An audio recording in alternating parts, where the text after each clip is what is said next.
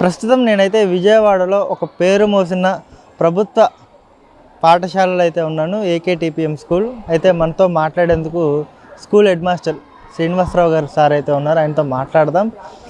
రాష్ట్ర ప్రభుత్వం ఎంతో ప్రతిష్టాత్మకంగా ఒక పైలట్ ప్రాజెక్ట్ అయితే శ్రీకారం చుట్టడం జరిగింది. అంటే స్కూల్ టైమింగ్స్లో చిన్న స్వల్ప మార్పులు చేసే ప్రయత్నం అయితే చేసింది. ఆ పైలట్ ప్రాజెక్టులో భాగంగా ఏకేటీపీఎం స్కూల్ని అయితే సెలెక్ట్ చేసుకున్నారు. అయితే ఈ స్కూలులో యాక్టివిటీ ఎలా ఉంది, ఈ పైలట్ ప్రాజెక్టు ఎంతవరకు సత్ఫలితాలను అందిస్తుంది, ఏంటి అనేది శ్రీనివాసరావు గారితోనే మాట్లాడే ప్రయత్నం చేద్దాం. చెప్పండి సార్, గతంలో టైమింగ్స్ ఎలాగుండేవి, ఇప్పుడు ఈ గవర్నమెంట్ వచ్చినాక పైలట్ ప్రాజెక్ట్లో మీ స్కూల్ సెలెక్ట్ చేసిన తర్వాత టైమింగ్స్ ఏ విధంగా ఉన్నాయి, అంటే ఈ పైలట్ ప్రాజెక్ట్ వల్ల ఎలాంటి బెనిఫిట్స్ పిల్లలకి కానివ్వండి, అట్ ద సేమ్ టైం ఉపాధ్యాయులకు కానివ్వండి ఎలాంటి బెనిఫిట్ జరుగుతుంది అంటే ఏం చెప్పుకొస్తారు? మరి రాష్ట్ర వ్యాప్తంగా మరి ప్రభుత్వ పాఠశాలన్నీ కూడాను ఒకే టైమింగ్స్ ఫాలో అవటం జరుగుతుంటుంది. మేము సర్వీస్లో చేరిన దగ్గర నుంచి కూడాను మరి అదే విధంగా జరుగుతూ ఉంటుంది. మరి 1989 ఆ ప్రాంతాల్లో చూసుకుంటే మార్నింగ్ 9:45 to 4:40 స్కూల్ ఉండేదండి.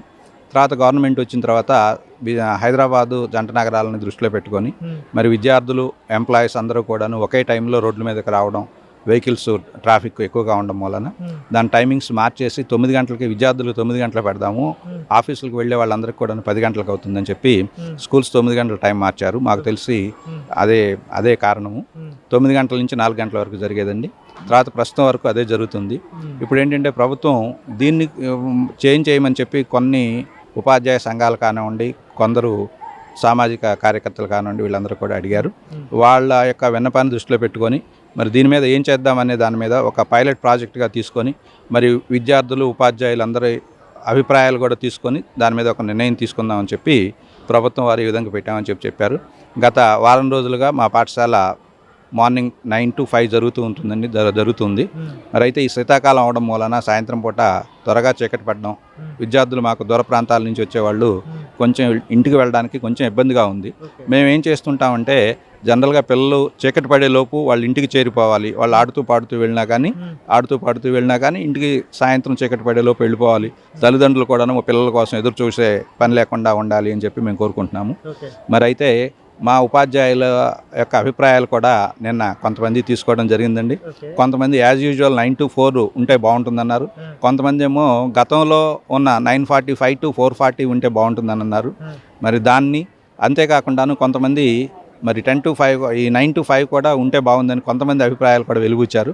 మరి వీటన్నిటిని ప్రభుత్వం వారు కన్సాలిడేట్ చేసుకొని మరి ఏది బాగుంటుందో, ఎక్కువ మందికి ఏది ఉపయుక్తంగా ఉంటుందో, అనుకూలంగా ఉంటుందో దాని మీద ఒక సర్వే చేపట్టారు. కాబట్టి ఒక నిర్ణయం తీసుకొని మరి అందరికీ ఆమోదయోగ్యమైన దాన్ని అమలు పరిస్తే బాగుంటుందని చెప్పి మరి నేను అభిప్రాయపడుతున్నాను.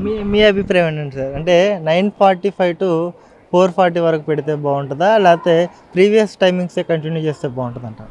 9:45 to 4:45 ఆర్ 4:45 పెడితే బాగానే ఉంటుందండి. ఎందుకంటే మా పాఠశాలలో మహిళా ఉపాధ్యాయులు 60% వాళ్ళే ఉన్నారు. మార్నింగు వంట చేసుకొని రావడం, వాళ్ళ ఇంట్లో పనులన్నీ చేసుకొని రావడం కొంచెం హడావిడి అవుతుందండి. 9:45కి మార్చేస్తే ఈవినింగ్ కూడా 4:45కి ఇక్కడ 45 minutes ముందుకి, అక్కడ 45 minutes ముందుకు జరిపితే బాగుంటుందని చెప్పి కొంతమంది ఉపాధ్యాయులు వెలుగుచ్చారు. అది కూడా అనుకూలంగా ఉంటుంది, అది కూడా బాగుంటుందని చెప్పి మరి అది కూడా మారిస్తే బాగుంటుందని చెప్పి ఉపాధ్యాయుల యొక్క అభిప్రాయం. కాబట్టి ప్రభుత్వం మరి ఆలోచించి సానుకూలంగా నిర్ణయం తీసుకుంటుందని చెప్పి 9:45 to 4:45 అయితే మహిళా ఉపాధ్యాయులకి అనుకూలంగా ఉంటుంది. మరి ఎక్కువ మంది ఇవాళ ఉద్యోగాల్లో పురుషులు ఎంతమంది ఉన్నారో మహిళలు కూడా అంతకంటే ఎక్కువ మంది ఉన్నారు. కాబట్టి వాళ్ళ యొక్క అభిప్రాయాన్ని కూడా గౌరవించాల్సిన అవసరం మన మీద ఉంది. మరి ప్రభుత్వం సముచిత నిర్ణయం తీసుకుంటుందని చెప్పి ఆశిస్తున్నాం. అంటే సార్, నాడు నేడు పథకం కింద స్కూల్ నిర్మాణం అయితే పూర్తి స్థాయిలో కంప్లీట్ అయిపోయింది. ఎంతవరకు కంప్లీట్ అయింది, ఇంకా ఎంత పని మిగిలి ఉంది అంటే మీ పాయింట్ ఆఫ్ వ్యూలో ఏం చెప్పుకొస్తారు సార్? నాడు నేడు పనులు చివరి దశకు వచ్చాయండి. అంటే ఇప్పుడు ఫ్లోరింగ్ అయిపోయింది, ఎలక్ట్రిఫికేషన్ కూడాను కంప్లీట్ అయిపోయింది. డోర్స్ ఒకటి రావాల్సిందండి. మాకు డోర్స్, విండోస్ ఇంకా రాలేదు. అయితే ప్రభుత్వం వారు ఏం చేశారంటే మా ఏపీసీ గారు మరి ఎక్కడైతే డోర్స్, విండోస్ ఎక్స్ట్రాగా ఉన్నాయో అక్కడి నుంచి తీసుకొచ్చుకొని మీరు బిగించండి అని అన్నారు. మేము వాటిని సేకరించే పనిలో ఉన్నామండి. అవి రాగానే డోర్స్, విండోస్ బిగిస్తాము. అది అయిపోయిన తర్వాత మరి పెయింటింగ్స్ ఒకటి ఉండిపోతుంది. మరి మిగతా ఫండ్స్ రిలీజ్ అవ్వగానే ఆ పెయింటింగ్ కూడా వర్క్ కంప్లీట్ చేసేసి మరి ఆ పాఠశాల విద్యార్థులందరికీ కూడా అందుబాటులోకి వచ్చే విధంగా నిర్ణయం తీసుకుంటాం. అంటే సార్ ఒక్క అడ్మిషన్ కోసం 66 మంది విద్యార్థులతో మీరు కాంపిటేటివ్ ఎగ్జామ్ లాగా పెట్టి ఆ ఒక్క అడ్మిషన్ని తీసుకోవడం జరిగింది. ఎలాంటి రికమెండేషన్లకి తావు లేకుండా కేవలం ఒక్క అడ్మిషన్ కోసం అంతమంది విద్యార్థుల చేత పరీక్షలు నిర్వహించడం అనేది కలెక్టరే అవాక్ అయ్యి స్కూల్కి వచ్చిన పరిస్థితి. ఎందుకు ఇంత డిమాండ్ ఏకేటీపీఎంకి అంటే మీ పాయింట్ ఆఫ్ వ్యూలో ఏం చెప్పుకొస్తారు సార్? మరి మా పాఠశాలలో ఎక్కువ మంది విద్యార్థులు చదవడానికి కారణం ఉపాధ్యాయుల యొక్క టీం వర్క్. మా ముందున్నటువంటి టీచర్స్ అందరూ కూడాను మంచి పునాది వేసి వెళ్ళారు. ఆ పునాదిని మేము కంటిన్యూ చేస్తున్నాము. అయితే అకామిడేషన్ లేకపోయినందువల్ల మేము చేర్చుకోలేకపోతున్నాము. అకామిడేషన్ ఎక్స్టెండ్ చేయడానికి కూడాను ప్లేస్ లేదు. ప్లేస్ చాలా లిమిటెడ్గా ఉంది. ఉన్న ప్లేస్లోనే వీలైనంత మంది విద్యార్థులు చదువుకునే విధంగా మేము ఏర్పాట్లు చేస్తున్నాము. సరే, ఒక సీటు వస్తే 10 మంది, ఒక సీటు ఖాళీ ఉండి 10 మంది వచ్చినప్పుడు మరి ఎవరికి సీట్ ఇవ్వాలనేది మనం నిర్ణయించలేం కదా. కత్తి మీద సాములా ఉంటుంది. మరి ఏదో ఒక పారామీటర్ పెట్టుకొని తీసుకుంటే బాగుంటుంది. మరి ఉపాధ్యాయులందరూ కూడాను మరి దానిలో మనం జనరల్గా ఎవరు మెరిటోరియస్గా ఉంటారో వాళ్ళకి ఇచ్చేసేయండి సీట్, ఉన్న ఒక సీట్, ఇక అదే కదా మనకుంది, మిగతా ఏది కూడాను ప్రాతిపదికగా తీసుకోవడానికి లేదు కదా అని చెప్పి వాళ్ళ యొక్క అభిప్రాయం చెప్పారు. దాని ప్రకారం చేస్తూ ఉంటామండి. అంటే ప్రభుత్వ బడుల్లో ఎంట్రన్స్ ఎగ్జామ్ ఏంటనే క్వశ్చన్ మార్క్ కూడా ఉంది. క్వశ్చన్ మార్క్ కూడా ఉందండి. మరి ఏదో ఒక పారామీటర్ పెట్టి తీసుకోవాలి కదా. అదే బిలో యావరేజ్ అని తీసుకున్నాం అనుకోండి, మాకెందుకు సీట్ ఇవ్వలేదని అంటారు.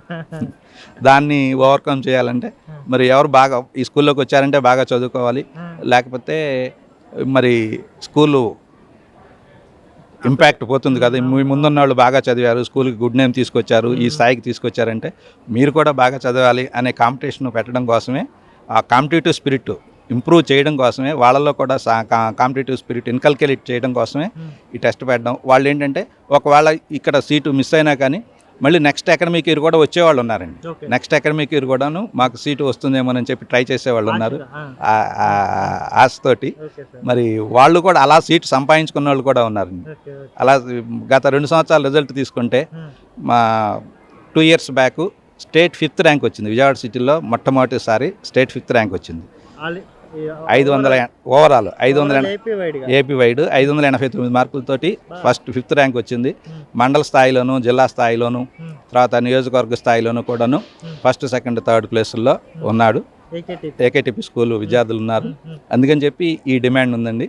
మరి ఆ డిమాండ్ అలాగే కొనసాగి మరి ఇంకా పిల్లలు మంచి మార్కులు తెచ్చుకొని మంచి భవిష్యత్తుని పొందుతారని చెప్పి ఆశిస్తున్నాను. అంటే బోధనా పద్ధతుల్లో ఎలాంటి చేర్పులు మార్పులు యాడ్ చేశారు సార్? అంటే ఇంతకుముందు ఎవరైతే ఇక్కడ ఉపాధ్యాయులు పనిచేశారో వాళ్ళు ఒక బలమైన పునాదిని క్రియేట్ చేశారని మీరు ఇందాక మీ మాటలో చెప్పుకొచ్చారు కదా. అంటే ఇక్కడ టీచింగ్ స్కిల్స్ ఏ విధంగా ఉంటున్నాయి, అంటే చెప్పే విధానం విద్యార్థులకి ఏ విధంగా చెప్తారంటే ఏం చెప్తారు?